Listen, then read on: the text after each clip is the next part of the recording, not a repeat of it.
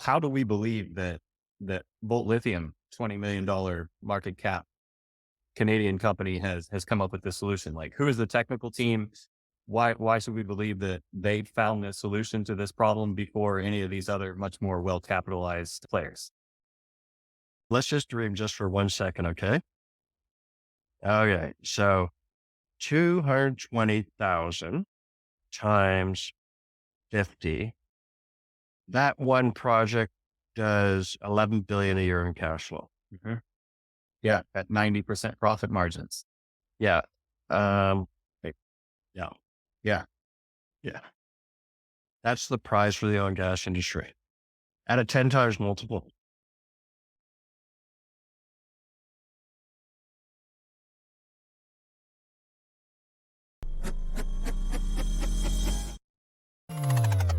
Alex, thank you for taking the time. Try to keep this quick, but I do have a lot of questions. Can you start off and just give us an overview of Volt Lithium, what you do, what you have, and where you're headed? For sure. Thanks, Bill. Volt Lithium is a direct lithium extraction company. Volt Lithium has an asset up in Northwest Alberta. We've got 430,000 acres of land with lithium rights up in Northwest Alberta. What we've done at Volt Lithium is we've leveraged off of, we've got an asset of lithium rights, and we've also created technology to extract lithium. We felt at Volt, it's critical. We felt from when we started the business that it's critical to build a technology around extraction. What we've learned about the oil and gas industry is there's a lot of low concentration lithium in oil field brines. And we've developed a solution to be able to extract that through our technology. Okay. So you have one asset, the Rainbow Lake property in Rainbow Lake, Alberta, that has, by my math, 4.9 million tons of lithium hydroxide monohydrate equivalent. That's basically the test bed. You have access to that brine, you own the mineral rights, and that's the brine you're using to develop and optimize the direct lithium extraction technology. Yeah. That's correct. 2 years ago, if somebody would have told me they had direct lithium extraction technology, I would have just assumed that they were a liar. How have you seen DLE progress and the perception of it progress over the last couple of years? And how has Volt capitalized on these developments? So direct lithium extraction hasn't really happened in North America. So when North Americans take a look at direct lithium DLE processes, the natural first reaction is to be skeptical.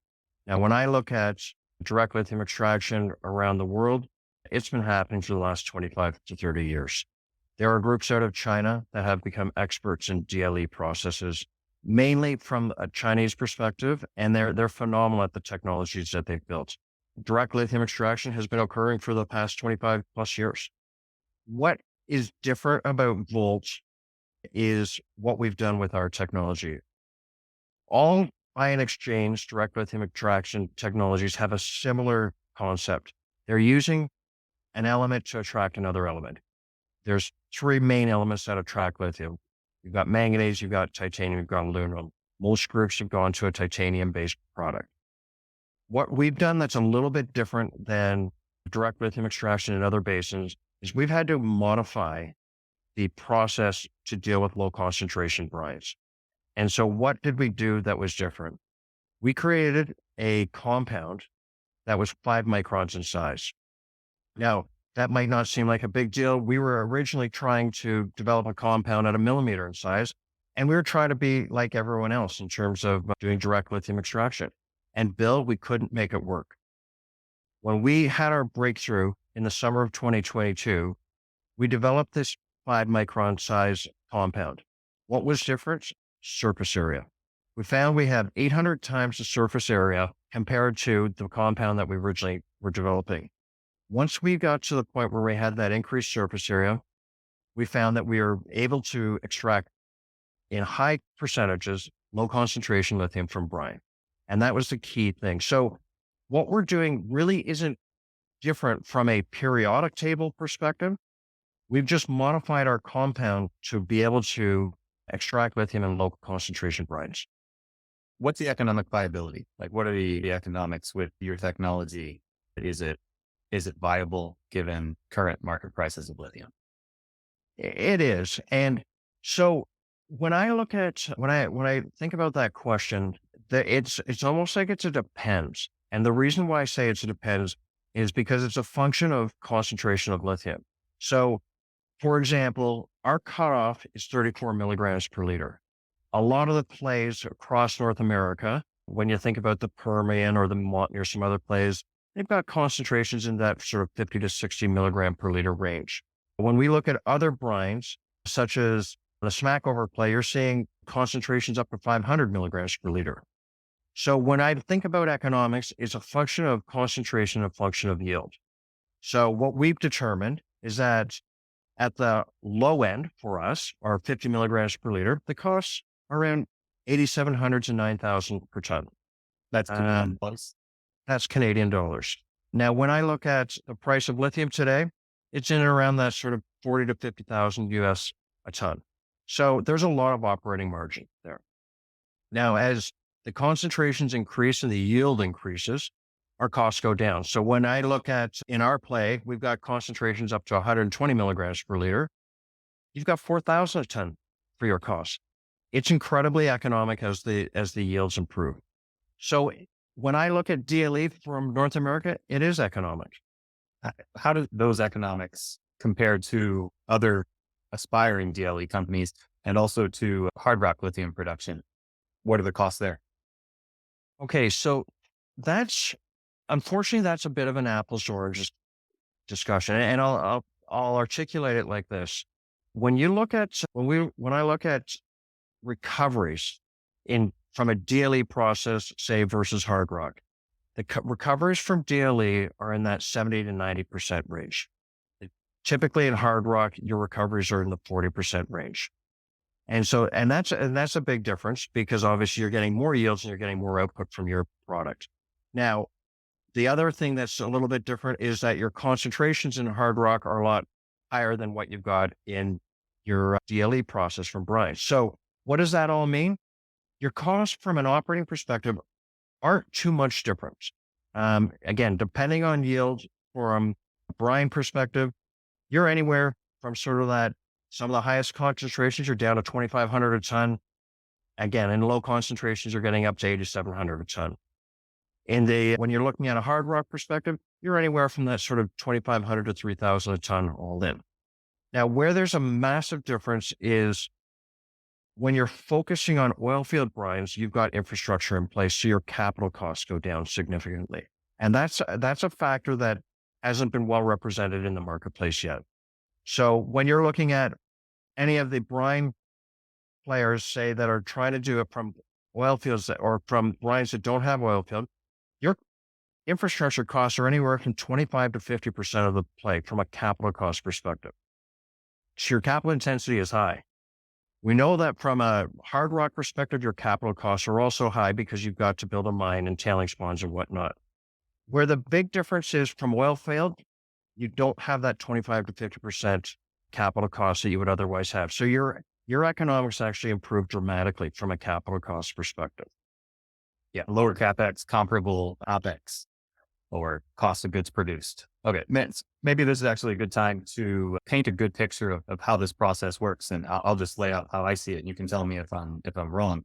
Volt has some equipment technology that they can plop down at the water treatment facility on an oil field, and that the oil company is pumping fluid up from subsurface, taking the oil, sending the brine for water treatment before they re-inject it subsurface. At this water treatment facility, Volt needs to detour the water for what, like a 90-minute process? How long does it take in total? Where the brine goes out, goes through Volt's equipment and technology, and then comes right back to the oil company who puts it back subsurface. Is that accurate? You need a patch of land, put some modular equipment, and roughly 90 minutes for the brine to go through your process before you can give it back to the oil company? That's approximately right. I mean, the way we're going to run our process would be on a two-stream process because we've got a two-phase process. So when you talk about water treatment, you're absolutely accurate. Now, what we've found is that a lot of oil companies don't have water treatment on site. So one of the benefits that we bring to their process is we bring water treatment to the site. And that's a big deal. And I'll get into that into a second. So the water treatment's important that we bring to the table, and then we use our extraction equipment and our technology, leveraging the equipment that we're using to do the extraction of the lithium from the brine. And then, as you correctly state, we give it back to the oil company. Now, when I look at what we're providing to the oil company, we actually provide a couple of outcomes. So when we do our water treatment, what the end result from the water treatment is, we give them a frac spec quality brine. So that's a big deal for the oil company, because right now, when the oil companies, and fracking is a reality, unfortunately, in the oil industry, when they're fracking wells, a lot of the times they're drawing from lakes and rivers to get fresh water to do their fracking. We provide a solution for them because we're giving them a really clean water that they can frack. So they're able to recycle water as opposed to draw from lakes and rivers. And that's a big deal. When you look across North America, a key theme is states, in particular, southern US states, a lot where the oil and gas production occurs is in pretty dry states. Water is becoming a huge deal. And so from their perspective, being able to access water is really important for them. And we can provide a solution for them from water treatment perspective. I mean, an outcome of what happens is lithium production when they look at it. And when we look at it from a lithium perspective, it's incredibly profitable. So we're providing a solution to the oil and gas company from a water perspective. An outcome of their production is we get to extract the lithium, which is incredibly profitable for us. So both parties win when we put our equipment on their site. What about the environmental impacts, and are there carbon credits or anything associated with what you do? Well, we're looking into that as we speak. Where we're focused right now is practical environmental solutions, not only for the oil industry, but for governments. So what do we do that's a little bit different than, say, the hard rock guys or groups that are doing direct lithium extraction from brines using sailor ponds? Our process, we're not disturbing any new land. And that's really important, because when we're not disturbing any new land, we're not creating a bigger environmental footprint. Where do we get positive outcomes? For sure on the water side, because they're not having to take from the environment fresh water, which is a big deal. On the backside, what's really important, a lot of groups today, what they do is they use sailor ponds to evaporate their brine to ultimately go through their lithium concentration process. Well, they're putting salt water on football-sized footprints at multiple. I mean, you can see sailor ponds have up to 50 football fields worth of saltwater disposal. Well, the number one issue that we see from a environmental disturbance perspective is when you put salt water on the ground. Nothing grows for 30 years. So when I look at it from a water usage and environmental footprint, we are a massive benefit to not only the oil company, but also to governments. It seems so small to ask about the Rainbow Lake property, because this has the potential to scale to so many other properties once this technology is commercially validated. But what's the potential for increasing the resource size, or finding wells, say, that aren't operated by your partner Cabot, finding wells that have higher concentration than the 120 or 121, which is the highest you've known now? Is there still more exploration to be done there? And is there a chance of finding higher concentration brines and increasing the resource size? Well, let's start from a concentration perspective. We believe there is opportunities to increase the concentrations. What we've found on our lands is an area called the Black Creek salts. And so that's an evaporate. So from a geological depositional perspective, the Black Creek salts occurred when the ocean basically retreated slowly up in this part of the world. That's very similar to what happened in some of the highest concentration sailor ponds or brines in Chile and Argentina. They had a slow evaporation. So we've discovered an area called the Black Creek salts that we're going to continue to try and understand and really take advantage of. We're going to learn. We're going to do further work on our place so that we can understand this. Does anybody have wells there in the Black Creek salts? Yeah, there are multiple wells that penetrate through the Black Creek salts, so we're going to be able to learn more. I mean, what we've So Cabot has about 150 of the 1,300 wells on our property.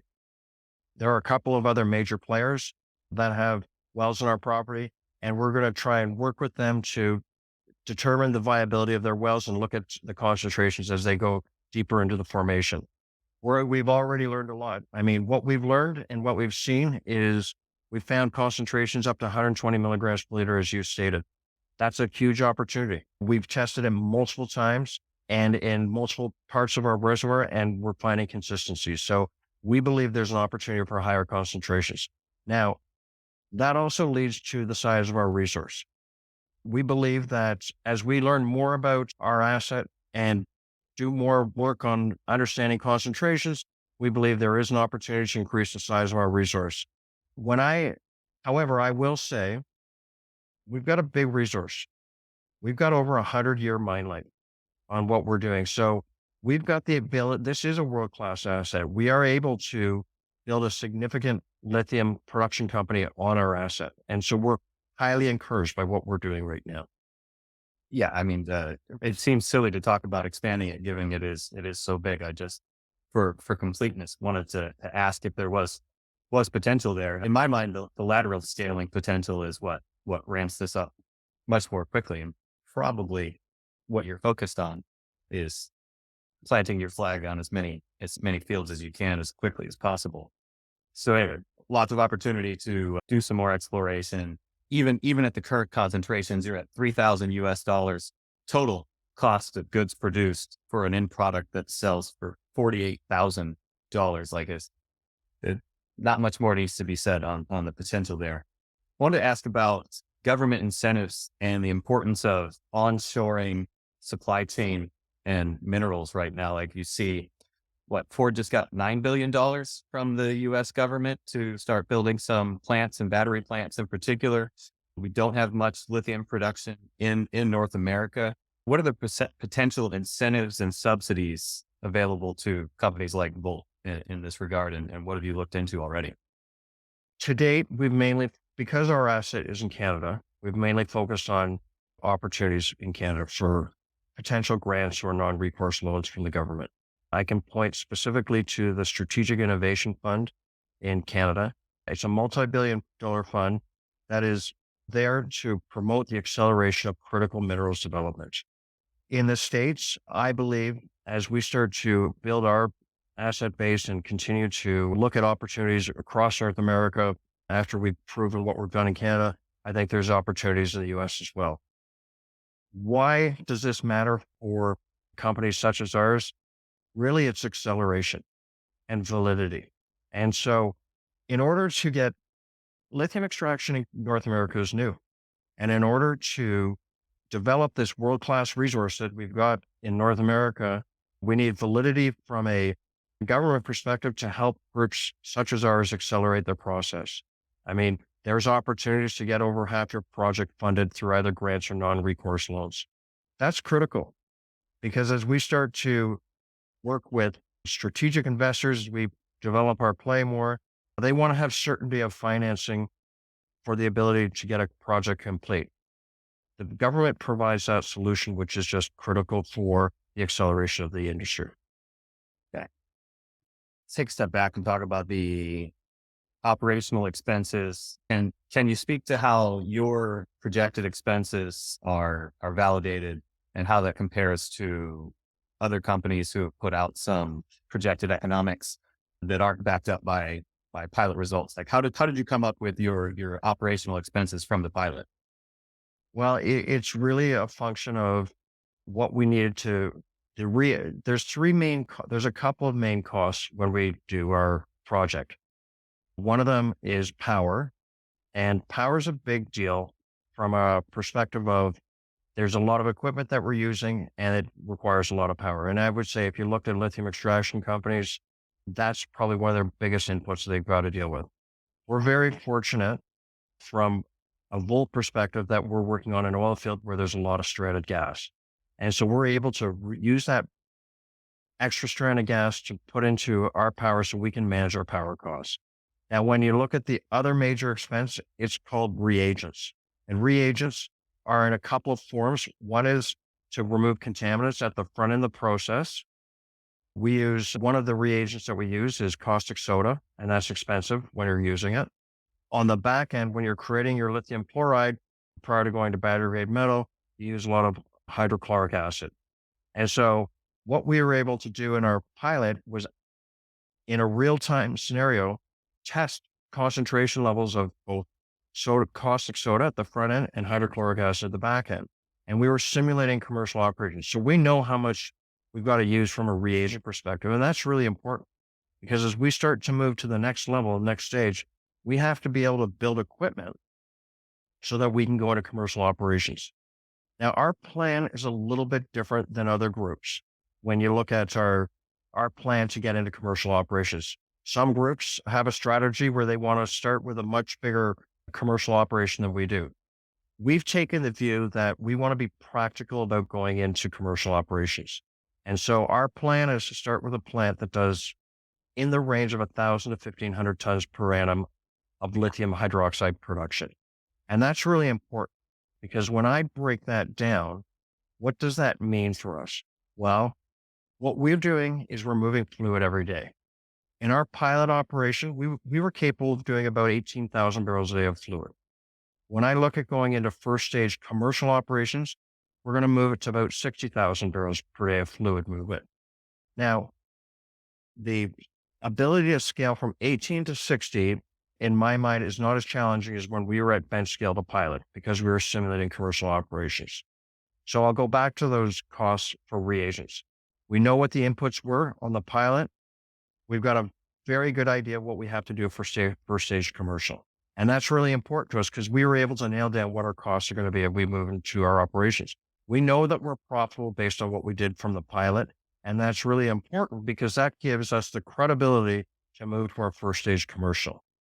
Once we've got our first stage commercial, we've got a lot of opportunities because we will have demonstrated that we can commercially produce lithium hydroxide in North America. Now, when I compare us to other groups that are building much larger scale operations, I credit them for their approach. I just think it's different. A lot can go wrong when you're spending 500 million on a plant to build it out. A lot less can go wrong when you're starting off with 1,000 ton per annum plant.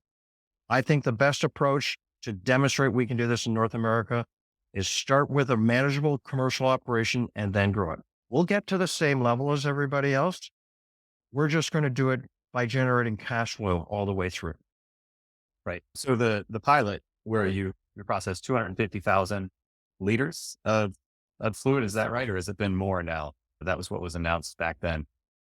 That's turning in that same facility is turning into a permanent pilot to serve two purposes. One is to continue to try to optimize the costs of the lithium extraction. And two is to test brines from other oil fields. Have you had any interest from other oil fields sending samples? And have you made any progress in lowering the costs that were announced in May? Yeah. So just where we're coming from is when we mentioned that we were going to process originally up to 250,000 liters in our pilot, when we put out our results, we'd processed about 50,000 liters at that time. Now, the reason why we were confident that we could make a press release at that point in time versus 250,000 liters is we run this pilot on so many occasions. We determined the appropriate operating conditions to get our extraction results. So we were consistently getting similar extraction results. We felt we met a key operating procedure from our pilot, and that was the question we had to answer, could we extract lithium from low concentration brines? And we answered that question. We also answered the question, can we do it profitably? Now, as you mentioned, we're going to convert this pilot into a permanent pilot to continue to reduce costs and improve on our processes. And that's really key. So we're ongoing. And by being ongoing, we're going to have continued improvements to our process. The other key component of having a permanent pilot is our ability to train people.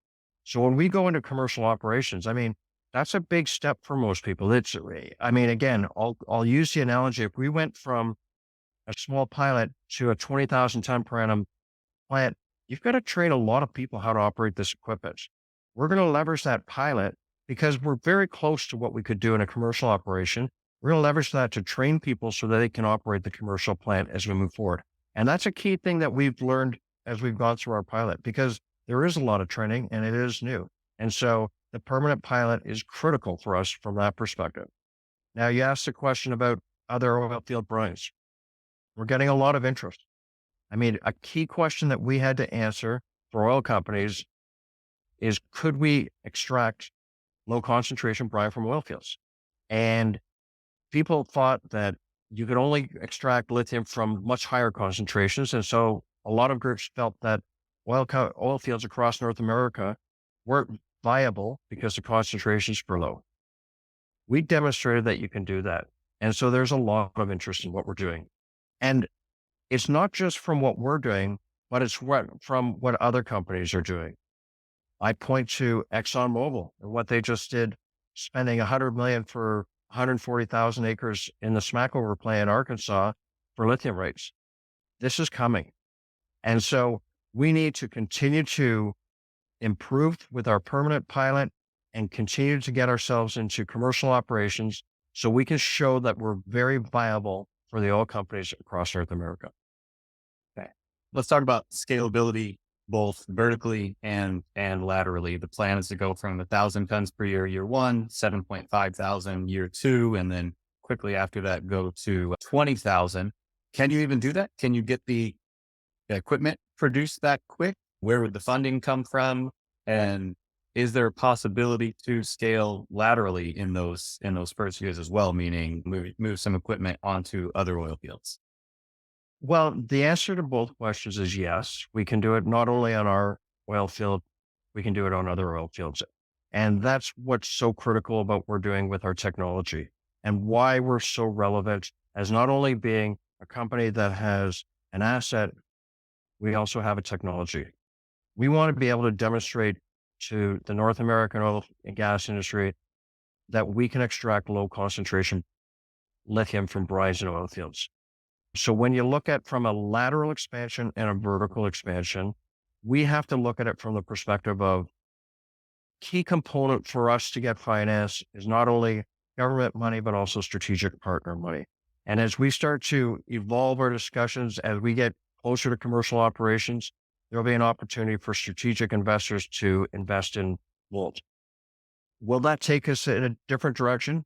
Potentially. And as you mentioned, that might create lateral expansion to other places.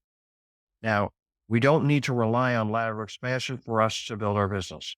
We've got a play, as you mentioned, that can grow from 1,000 tons per annum to 20,000 tons per annum. We're going to do that on a modular basis.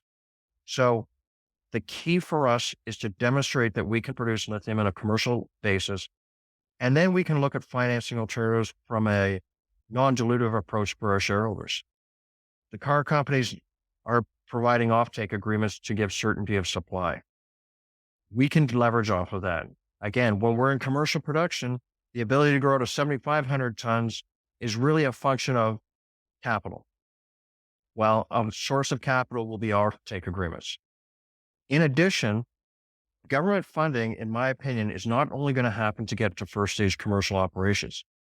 When we demonstrate we can commercially produce lithium, there's the opportunity to expand the project, and I believe there will be government financing for expansion.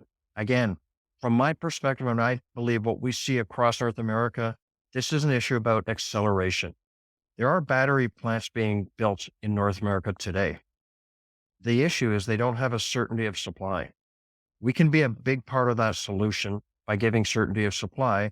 And it's just a function of capital to accelerate our growth so that we can meet that certainty of supply.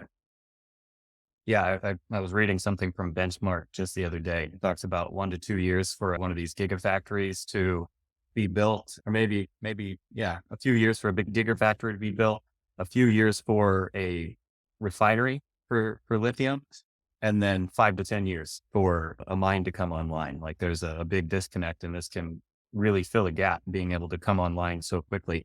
How quickly do you think you could do that? Like to go from getting a sample from an oil field in a brine and then having some equipment set up on site and extracting lithium from it? Like what's the timeline for that? Well, The first one is going to be the slowest because we're all us and the equipment suppliers have to demonstrate that we can do it. And so when we're talking about what we're doing on our process, we're doing two things right now. We're proving that you can build a commercial system. And the only way you can prove to build a commercial system, in my opinion, is through a pilot because you have to simulate commercial operations.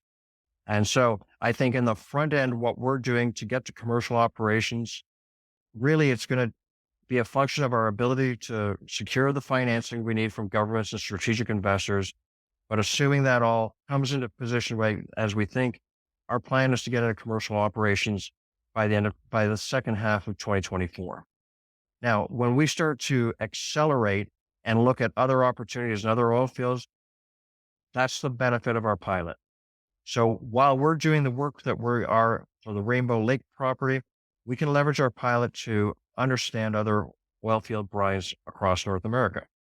And we're in the process of looking at that. Now, when it comes to first sample to other commercial operations on other oil fields, it's just a function of capital.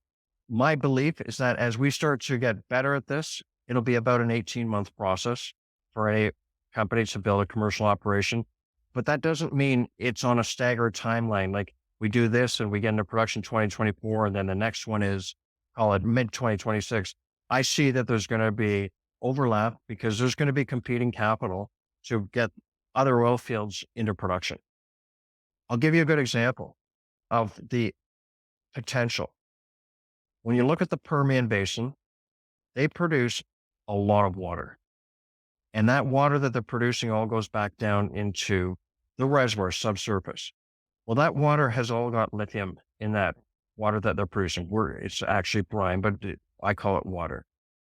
The potential in the Permian alone is you could build ultimately a 220,000 ton per annum plant for lithium extraction based on the Permian water today. That's a huge solution to the North American electric vehicle battery industry.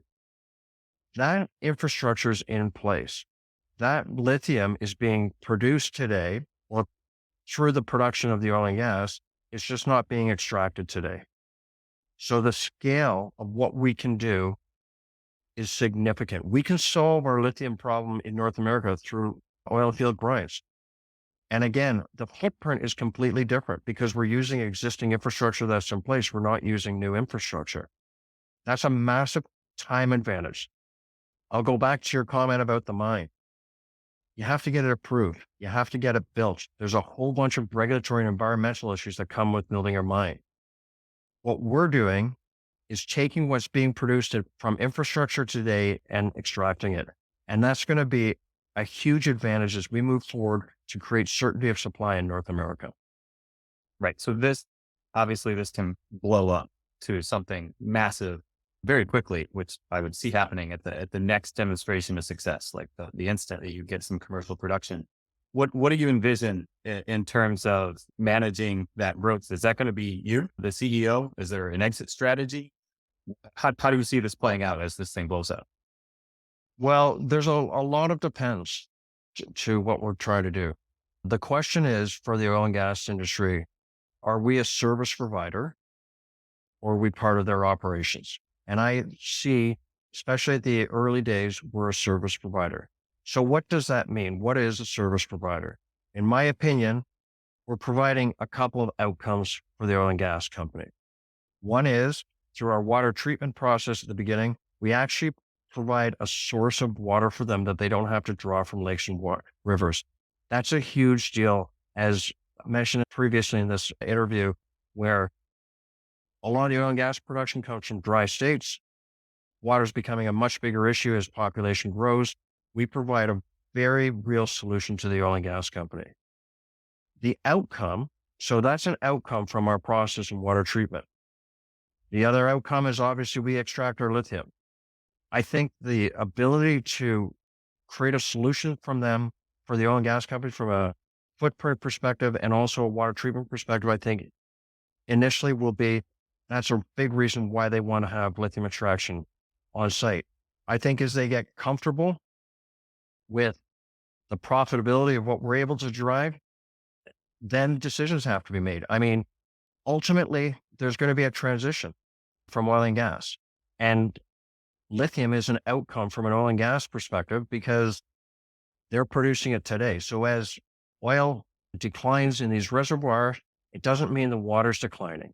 And so they've got another outcome for their equipment that they've got or their infrastructure in place to ultimately create another product, which is good for the environment. Where that takes us and where the business goes, I don't know. What I can tell you is I've been in the oil and gas industry for a long time. I've built multiple companies, and I'm very comfortable building a large business for us for lithium extraction. It's the opportunity clearly has a huge upside.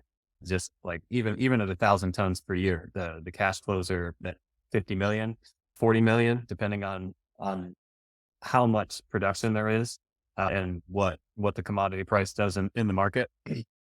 I mean, nobody wants to speculate on valuation, but those sorts of cash flows at 7,500 tons, 20,000 tons, any company generating those kind of cash flows is a multi-billion-dollar company. Yet you're priced at 25 million US dollars right now. So the market is seemingly saying, hey, we think there's like a 97% chance that either you completely fail and never get to revenue generation, or that this is all some elaborate hoax. Why do you think this is the case, and how are you going to change it? One of the issues that we have is we're different from other lithium extraction companies. And when something's new, people need to understand what we're doing. We need to do a better job of articulating our goals and how we're going to fit in vis-a-vis the oil and gas industry. There's other lithium extraction companies that have large market caps that have been doing it for a long time. They haven't been doing it with oil field brines. When I look at oil and gas companies and the cash flow that they generate and the size of oil and gas companies, I mean, one of the companies on our asset is Cenovus. Their market cap is $55 billion. People don't blink an eye to a $55 billion company. What we need to do is demonstrate that we can do it. We've started. Step one was through our pilot, and we've got to continue to demonstrate that we can do it.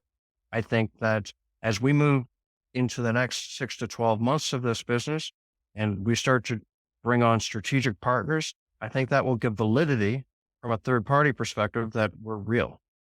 I'm very comfortable in what we're doing. Again, if we go to the basic premise of what we're trying to do, we're doing lithium extraction. And really, there's only a few ways to do lithium extraction, and they're proven. Ion exchange using a titanium-based product's been done for 20 plus years. So we're not doing anything new. We're just doing a different application. And so what we need to do is continue to talk to people and articulate our message, and also demonstrate to people that we have a clear path. And the clear path is getting to first stage commercial. And I believe as we get closer to that, there will be more third-party validation and understanding what we're doing. You say you're not doing anything new, yet many other companies, Standard, E3, Lake Resources, and Bill Gates-backed Lilac Solutions, their technology provider, are all struggling to make this commercially viable and to get a technology that has a high extraction rate, even from higher concentration brines. I mean, something's new, or there's just trade secrets that haven't been passed around and people haven't been able to figure out. Well, when you look at Lilac and you look at what Standard's doing through Koch Industries, I think they're getting very close. I think that you're going to start to see commercial production from these groups. I think that one of the challenges that you've got with some of these groups, part of it's infrastructure, part of it's understanding how reservoirs move and how reservoirs produce. That's a big part of it. We don't have that hurdle because we're dealing with production that's already in place. I think that there is some things that we're doing different from an extraction perspective. And one of them in particular is the fact that we're using a 5-micron compound to do our extraction. And we've been successfully doing that for over a year, and we've run thousands of tests. We're comfortable with where we are from an extraction perspective. Now it's a function of working with groups that have infrastructure in place so that we can start producing lithium. If we had to go to an oil field that was a greenfield project, so not producing, we'd be 10 years out because you've got to figure out how the actual reservoir works before you can even you start using your equipment. So there's just challenges that we don't have that others do. And the big one is that our reservoirs produce. And that's a major technical hurdle that we don't have to deal with that others do. Yeah. Okay. So I'm going to ask some harder questions here, like Standard, Lake, all of the major oil companies, like these companies have basically limitless capital that they could be throwing at this problem, trying to come up with a solution. How do we believe that Volt Lithium, $20 million market cap Canadian company has come up with this solution? Like, who is the technical team? Why should we believe that they found the solution to this problem before any of these other much more well capitalized players? Well, I guess let's start with Lake and Standard through Lilac and Standard. I think they've both done a pretty good job with their demonstration plants. Lake and Lilac have clearly shown that they can do extraction. So I don't think we're the first to be able to show that we can do extraction. Now, they're further than us, and they've spent a lot of money doing it. That gives us an advantage because the groups that are supplying the equipment to actually do not only the extraction part, but the final processing part, they're building equipment for them. We're learning from that. The equipment suppliers are learning from that. We don't have to be the first ones. Being second sometimes is okay. And so I think the industry's learned, and through the leadership of groups like Lake and Lilac and also Standard and Coke, I think they've created great leadership for the industry to be able to extract lithium from brines. Now, when we look at it from an oil and gas perspective, it's a little bit different. From my experience, and I've been in the oil and gas industry for the past 15 years, what I've learned is that oil and gas companies, their core competency is producing oil and gas. When you look at what they do versus what they don't do, they like to have service providers do a lot of the work around the oil and gas production. I'll give an example. Oil and gas companies don't drill their own wells. They don't frack their own wells. They don't move their product beyond their site. Now, some do, the biggest do, but most, once they produce their oil, they use a pipeline company to transport the oil to refineries. Some refine, a lot don't. So they're using service providers, the mentality of using service providers for all the parts to their operation. That's not their core competency. I see the same with lithium. We are something different. We're providing a service for them from the perspective of giving them treated water. We also have an outcome that's the lithium production. They, in my experience, I believe they need to see it work before they jump into it. And they come from it from a good perspective. I mean, they're not taking the risk that others like Volt are. When you look at our market cap versus, say, some of the others, I would say what's built into that is risk of execution. I think that's what the oil companies look at is what's the risk of execution? Can you do this? And so what we need to do, so I think that the oil companies will get more involved as we move along the process and we show that we can commercially do it.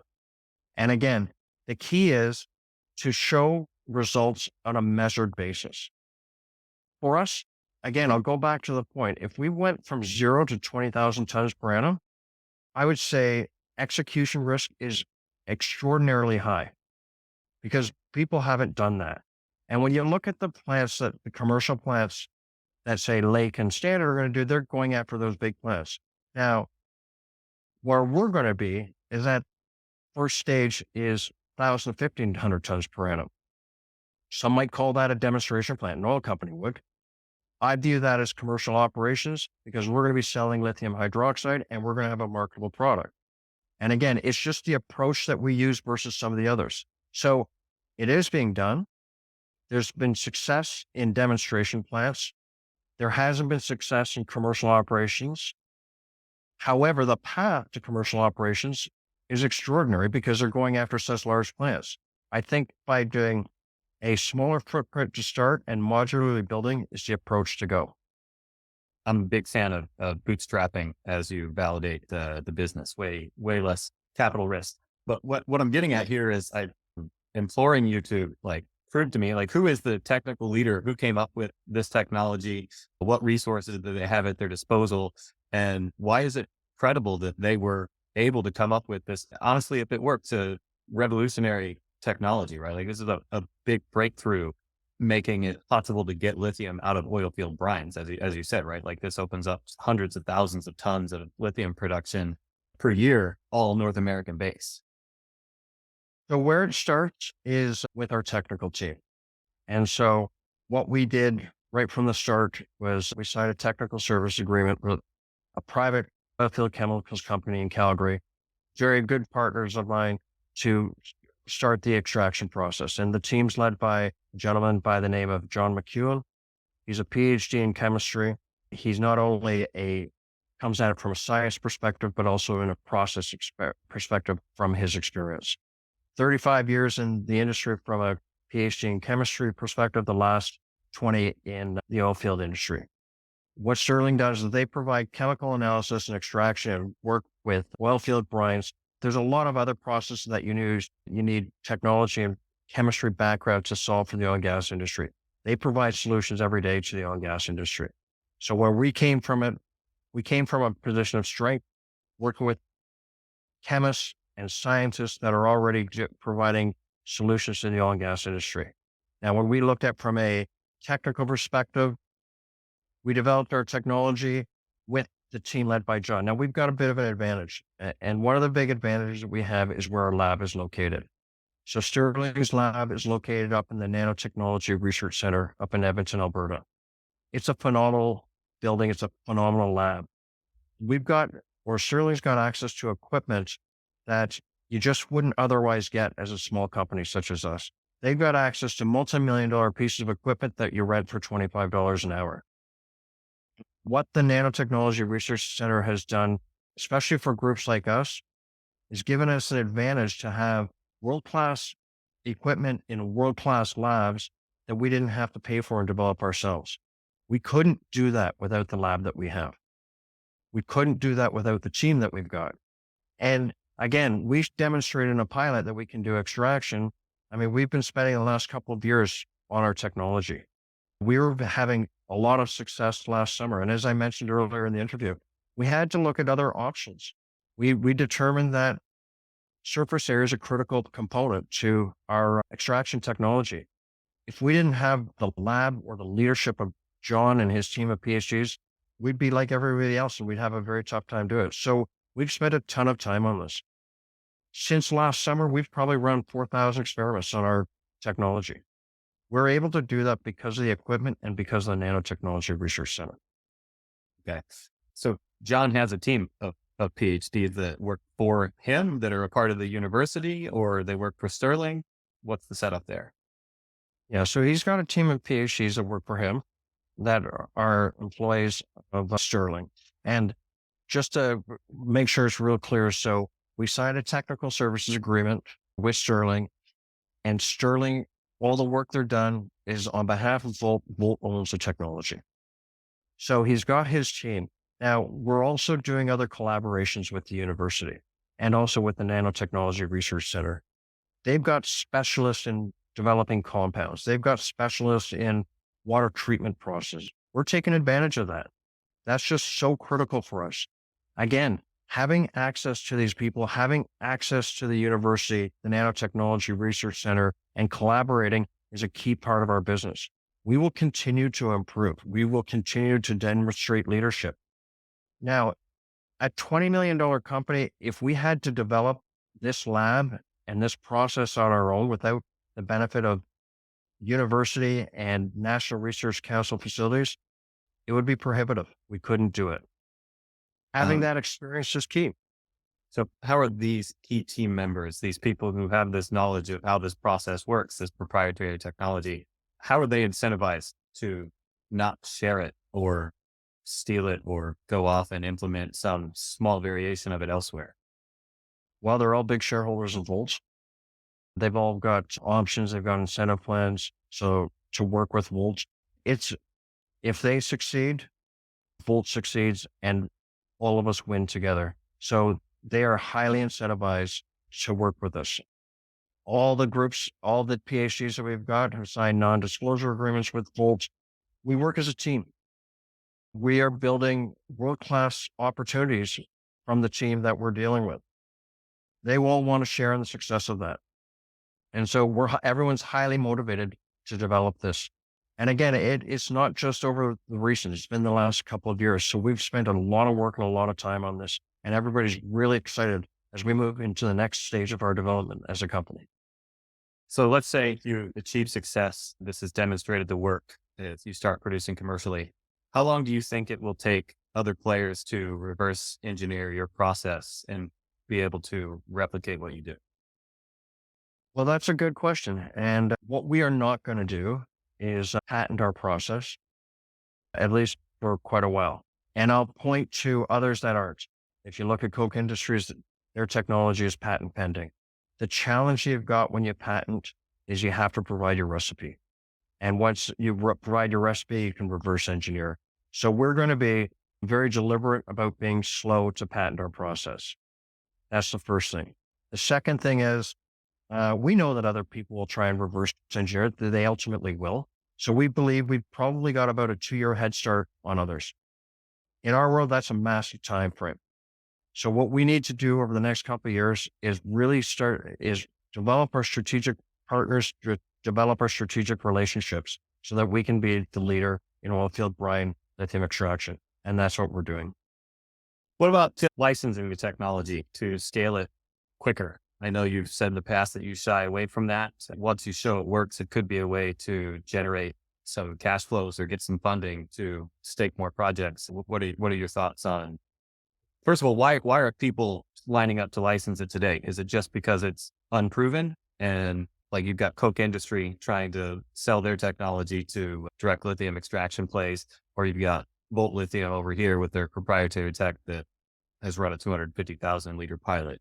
I assume that there's no licensing talks now just because it's not yet validated at a scale where other players would consider it. Anyway, can you talk about licensing, how you view it, and whether or not you think you will license your tech? When I look at licensing, it's a very quick way to get your product reverse engineered. I think keeping control over the technology and the asset is absolutely critical. We have a major disadvantage over Coke. They're looking at providing operations, supplying chemicals, providing the technology. Now, the question, will they actually license the technology or will they keep control of the technology and you've got to use their product in their system? That's a question I just don't know at this point in time. They're also big. They've got the ability to be more of a gorilla in the room than we do. We're small. We have to protect ourselves at all costs. And I think that one of your biggest risks from a licensing perspective is just what you mentioned, reverse engineering in the last question. So my belief is we've got to demonstrate what we can do commercially. Once we demonstrate what we can do commercially, I think there's a different approach to growing the business. And that is, as an example, acting as a service provider to oil and gas companies for their operations and doing the lithium extraction as part of that. We don't have to create anything new from a reservoir perspective. It's already in place. What we have to do is demonstrate that we can commercially extract lithium from low concentration brines. And that's what our focus is. Okay. I want to ask you a couple of questions here about why we should believe the results that you've published. I'll start by just naming one that we should believe is the resource report indicating at least 4.3 million tons of lithium carbonate equivalent or 4.9 million tons of LHM with the concentrations up to 121 milligrams per liter. That was all audited. There's a 80-page document, 43101, published on CDAR, written by Subsurface Dynamics and Sproul, being an auditing firm with 70 years of good standing history, like very, very credible. That part is clearly, it validates that this is a real business. This is a real asset. It details all the contracts that you have with Cabot and what those entail.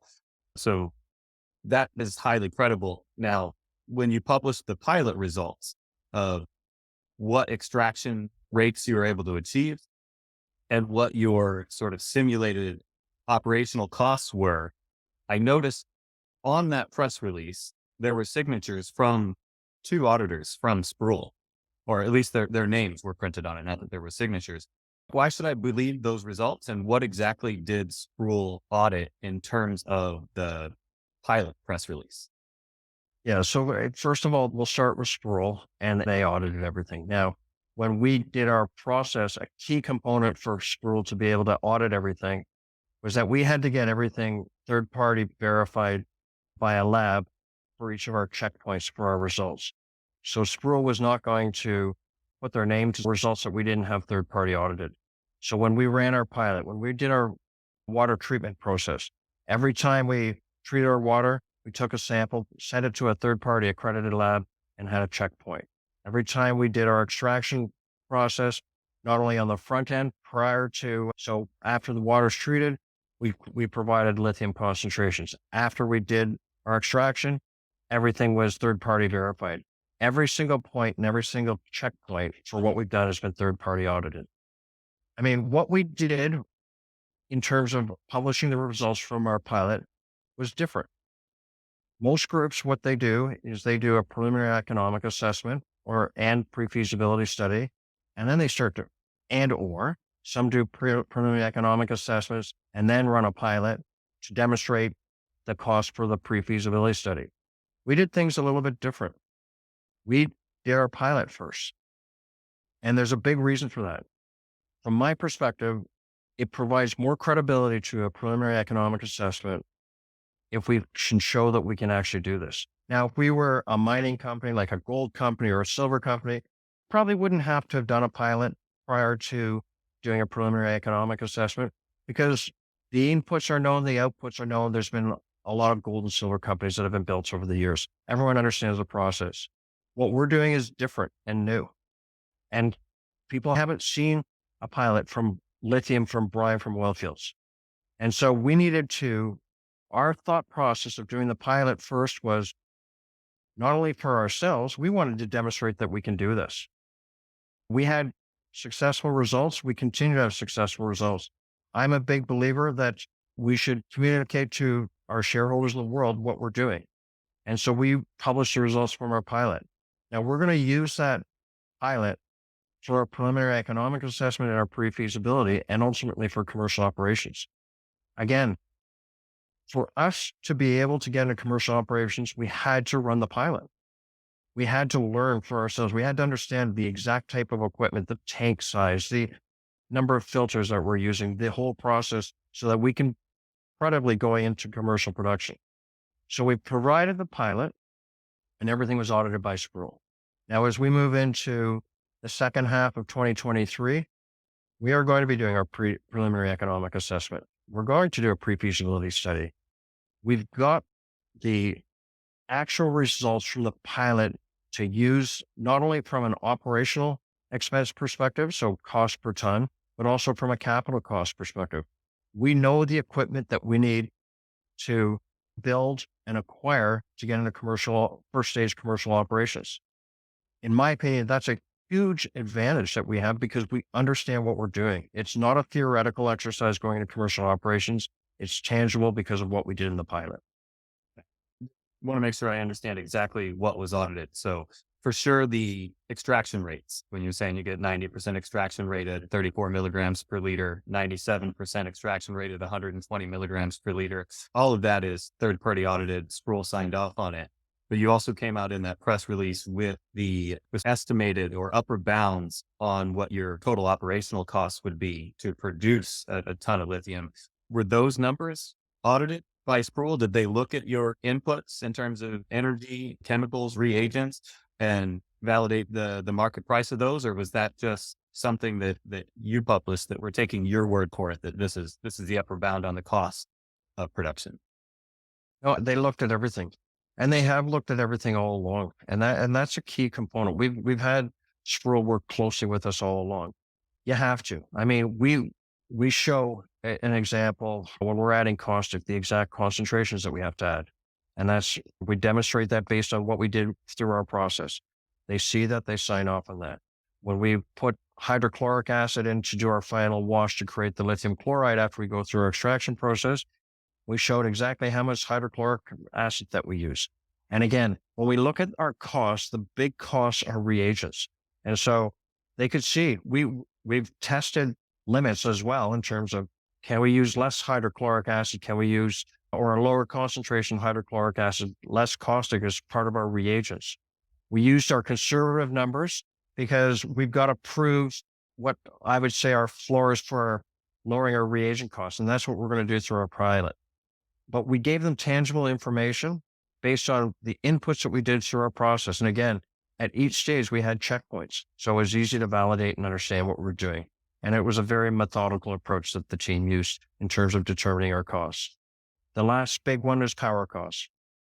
The power costs that we used were the actual power costs for the pilot, and extrapolated. When we gave our results in our press release, we showed what does this look like from a commercial operation. We were conservative in our approach for each of our numbers. We used the actual input cost for power that was used for the equipment. Now that will change and we'll get more efficient and we'll have lower power costs ultimately, because we're going to be able to control our feedstock, which is natural gas for our cogeneration units. So everything was well thought out and fully thought through.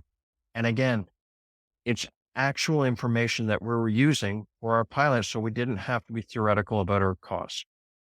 Yeah. Let me address another concern that has crossed my mind. In the pilot, well, first of all, I can speak to this. So bench scale, you guys were processing 5 liters at a time per run. And then in the pilot, you were processing 2,000 liters of brine per batch, right? So that would go, you would process 2,000 liters, read the results, test, tweak, change some of the process, and then run it again. What risk is there at being able to add continuity to this process, right? If you're processing 250,000 liters in total in a pilot, when you get to commercial production, even at first stage, it's going to be like 3 million liters a day. This process has to run continuously. Is that a hurdle? Is this something you're used to dealing with in oil and gas, fluid movement type stuff? Could that cause complications? Well, let me try and break that down and give a sense of what that meant from going from pilot to commercial. So as you mentioned, we were doing 2,000 liters per run. And so what we're focused on when we're doing those 2,000 liters per run is contact time. And contact time is really important because what we've determined is we can get down to 10 minutes for contact time for extraction process. So what does that mean? Well, you could run up to 100 cycles per day because it's contact time. And what would that equate to? Well, based on 2,000 liters, you could run about 33,000 barrels a day of production. Now, what we're looking at in scaling from our pilot operations to first stage commercial is going to 10,000 liters per run. Again, looking at it from a contact time perspective, you're now processing, we think you can continue it with 100 cycles per day. You could produce ultimately up to 167,000 barrels a day using 10,000 liters per run. Now we're actually going to do our first commercial at 60,000 barrels a day. So again, it's almost a third of what our commercial operation is capable of doing. And the reason why we're doing that, we're being conservative based on what we've seen from our pilot.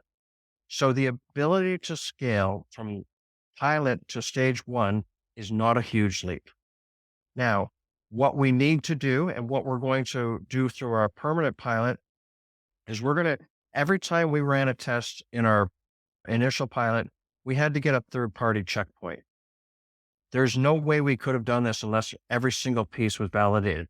That wasn't very efficient, but it did provide results that were third-party evidence. As we move into our permanent pilot, we're going to be running more continuous runs and developing the system so we can have a continuous process. That's going to be important. However, I'll go back to the initial point, 2,000 liters per cycle. That's a lot. And that's something that we've validated and now we're going to expand, but it's not a huge expansion. And that's what's really important for what we're about to do. Yeah. The next leap in scaling is 5-fold compared to 400-fold going from bench to pilot. Let me just ask, what is contact time? And I'll ask a follow-up question after that. Yeah. So contact time is when you're doing the extraction process, when you're introducing our compound to the brine to extract the lithium, how much time do you need from for that extraction process to work. And we've determined that you can go as low as 10 minutes from a contact time perspective. So our extraction process takes about 10 minutes per run.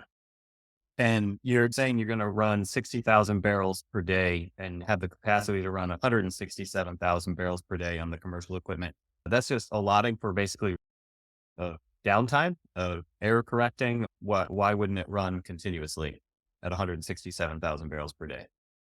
Well, ultimately we will get there, but then again, when I look at it, it's risks, right? And so let's manage the risks as best as possible.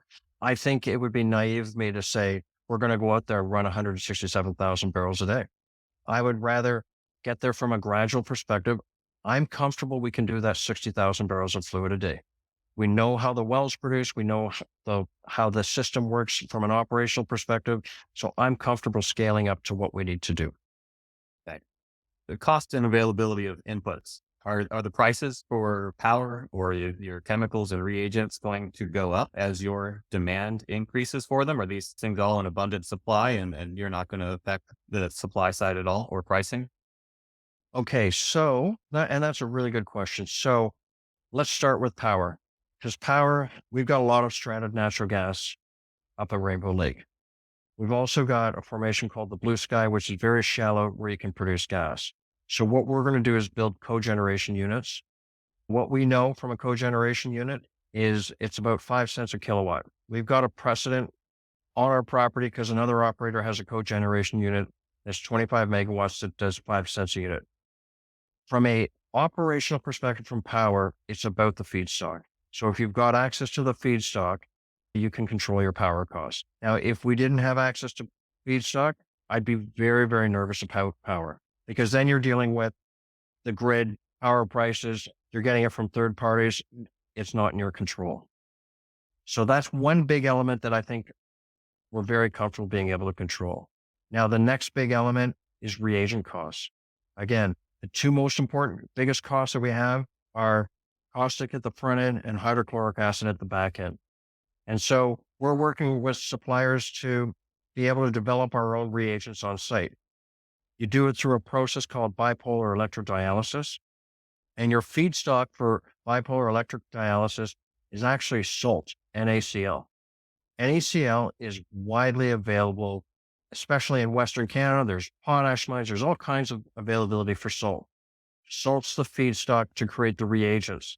By producing the reagents on site through bipolar electrodialysis, that keeps a massive amount of your costs under control. Now, if we had to go out and source hydrochloric acid or source caustic soda, could possibly massively drive up those prices of those two feedstocks because that's a processed product. We're taking a basic product like salt and creating reagents on our own, which is going to be a massive ability for us to manage our own costs. Is this is just a known process? Would this be standard for anyone in the industry to be manufacturing their own reagents? Well, I can't speak to everyone else. I can speak to what we do, and I can speak to bipolar electrodialysis, and that's a known process for many industries. It's used in the food industry. It's used in the agriculture industry. So what we're doing for bipolar electrodialysis is nothing new. And you can build systems from what we need from a first stage commercial operation all the way scaled up to a large scale And is it process. a So, plug and play type operation or is something you're going to have to figure out? Like what's the risk of you guys not being able to do that? well, I mean, in my opinion, it's very low because there's commercial systems built all over the world right now for bipolar electrodialysis. This isn't anything new. And it's a common process and it's a common way to create reagents. And it's been done for 20, 30 years, probably longer. Okay. I mean, this is similar to the next question I was going to ask is you're saying you're going to go take your lithium chloride solution and upgrade it to lithium LHM on site, lithium hydroxide monohydrate. Even Elon Musk came out, a month or two ago saying that refining lithium is a license to print money and was imploring entrepreneurs to get into it in North America.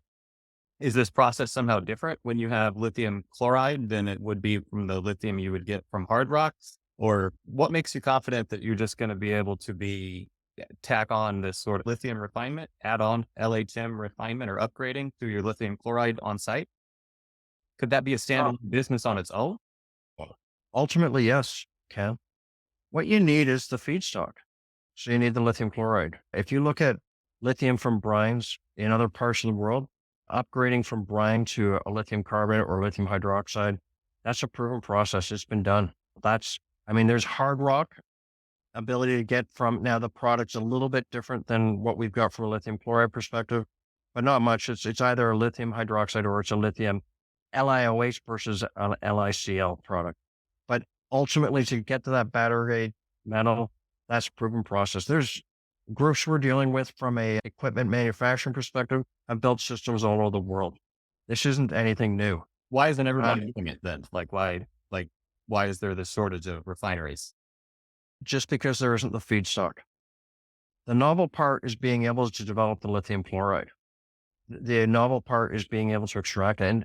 And that's where we're in short supply in North America is the feedstock to upgrade. And that's what we don't have. Okay. What I want to ask about the partnership with Cabot, who is the oil producer that you have an agreement with. You can use their infrastructure. What could go wrong there? For example, like what would cause termination of the agreement? What would happen if Cabot somehow went out of business? What sort of risks are there in the arrangement with Cabot? Well, what we're doing with Cabot is we're leveraging off of their infrastructure to access their brine. Risks are we aren't able to develop the property together. We go too fast for them. There are risks that can happen. When I look at it from our property, we've got 1,300 wells on our property, of which 100, call it 150 are with Cabot. There are other wells on our property that we can access for brine. I think the agreement with Cabot is a good one. They benefit and we benefit. One of the ways they benefit is when they're doing their production, one of the biggest costs is lifting the fluid and also disposing it. Water is a waste product for oil and gas companies. So by us sharing in costs for producing the brine, they drop their operating costs, which is a huge benefit for them. The other thing that it does is as we speed up production, there's always a percentage of oil in the brine. And so what ultimately happens is we speed up production. When I say speed up, I mean taking an individual well, let's say producing 100 barrels of fluid a day. What you can do is you put down what's called an electronic submersible pump to speed it up, to pump it faster. And so what ends up happening is you can increase that well production, say from 100 to 500 barrels a day of fluid. That might not seem like amount, but that's a 4 times increase. And there's a percentage of oil in every one of those wells. So they win because they get more well produced, leveraging off of a sharing and operating costs. It's a big benefit for them. We make them more profitable, but things can go wrong. Things can always go wrong. We've got lots of options and opportunities in our property to go to other options if it doesn't work out. Okay. So it's not a dead end if something were to fall apart. I understand there's synergies there and there would be no reason for Cabot to want to terminate the agreement. But I wanted to know if you were dependent on another business for years to survive. But what you brought up there with the electronic submersible pumps brings me to my next point, which is what is the total brine supply for Cabot in a given day? And how much lithium production would that facilitate? Are you going to be able to use just their brine production to get all the way to 20,000 tons per year? Oh, we sure can. Absolutely. Now, what we have to look at is what's an individual well capable of. And I'll point to our technical reports that we published through Squirrel. And they said your average Keg River well can produce about 470 barrels of cubic meters of fluid per day. A Muskeg well is capable of doing about 750 cubic meters of fluid per day, of brine per day. Well, from our perspective, to get into first stage commercial, we need to do about 10,000. So now that's without the help of ESPs or electronic submersible pumps. We've seen wells that come on production at 10 to 12,000 barrels a day.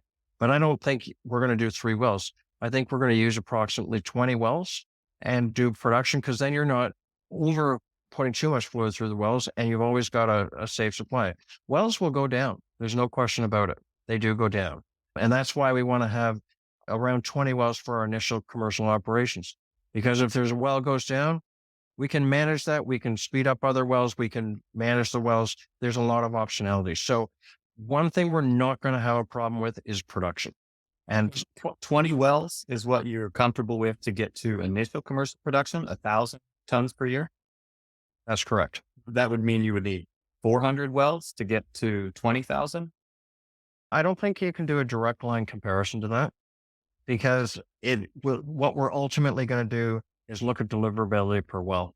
I'll go back to apples. I mean, can you see wells come on at 2 to 3,000 cubes per day of production? You sure can. Can you sustain it? We believe you can. So it's not a direct line correlation. What we're going to do as we get into commercial operations first stage, we're going to understand deliverability of wells. We're going to understand the opportunities that the reservoir, what it can do from a production perspective, and then we expand.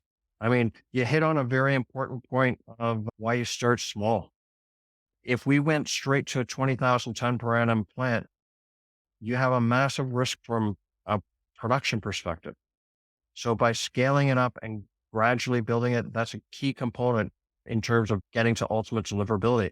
And Bill, from our perspective, this has been done so many times in the oil and gas industry. What oil and gas groups are experts at is moving fluid.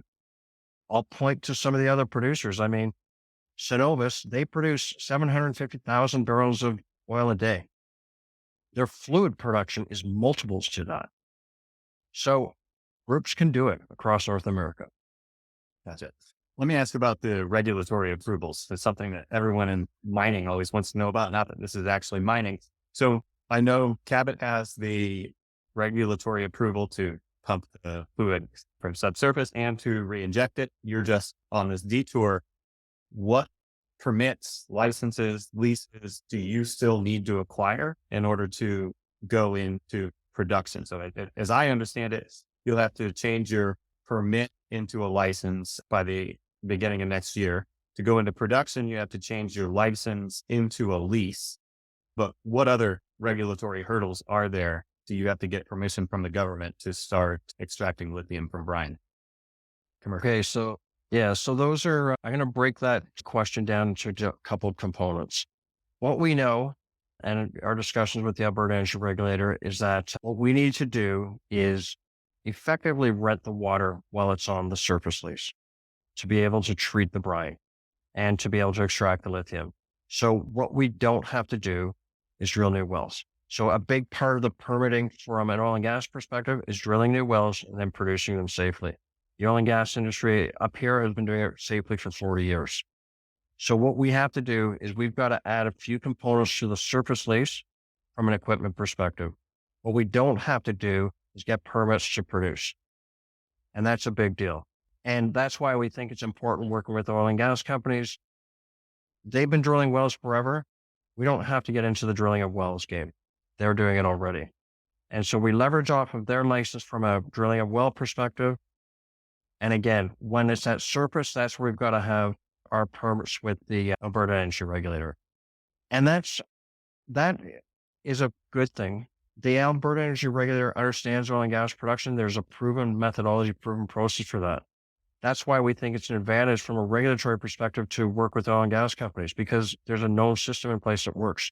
If you go to a system where you've got to develop a reservoir, you've got to do completely new permitting, well, that just brings in a whole bunch of risks that aren't known because the reservoir hasn't been produced before. I'm not saying you can't ultimately get there, but you almost start becoming more like a mining company.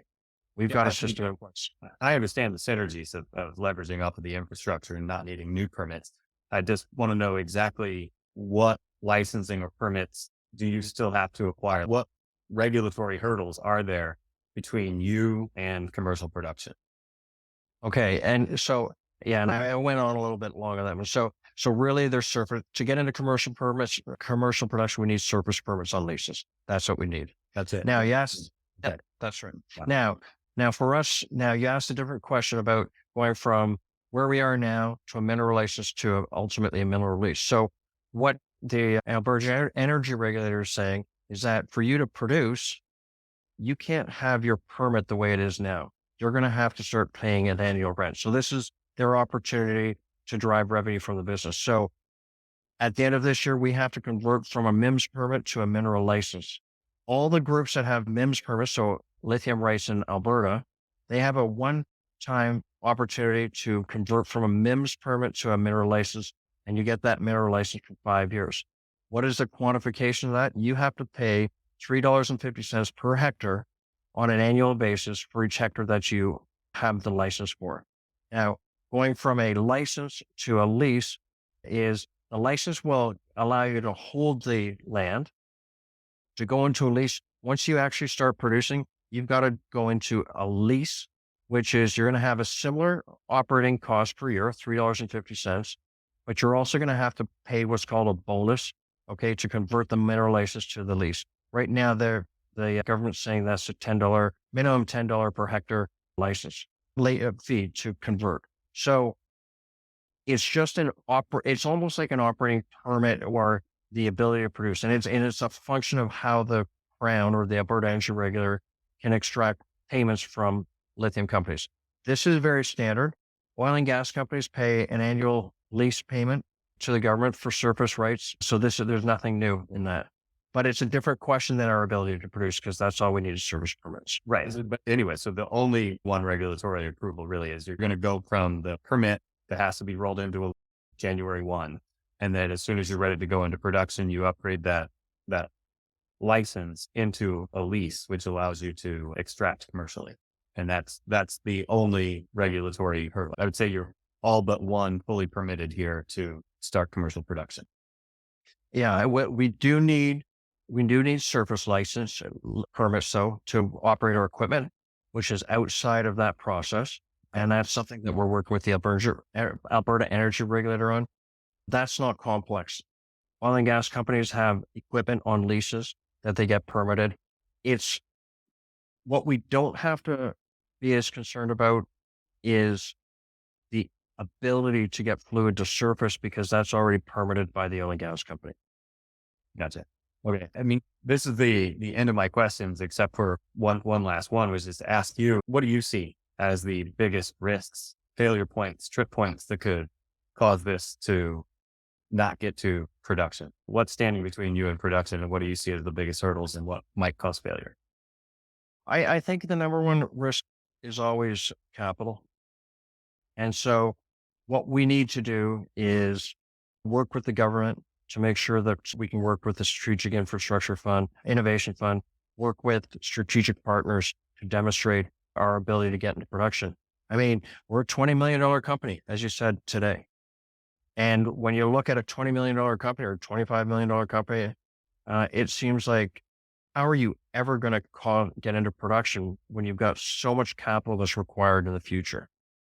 And that's what we've got to manage. And that's where we're really excited that we've got these programs in Canada, especially for critical minerals and acceleration, to be able to make sure we've got capital to get into commercial production. That, in my opinion, is the risk. And I think that's why, as what we need to do as we go along our process over the next year, is really demonstrate to our shareholder base in the world that as we get through each step, the ability to get capital becomes more real.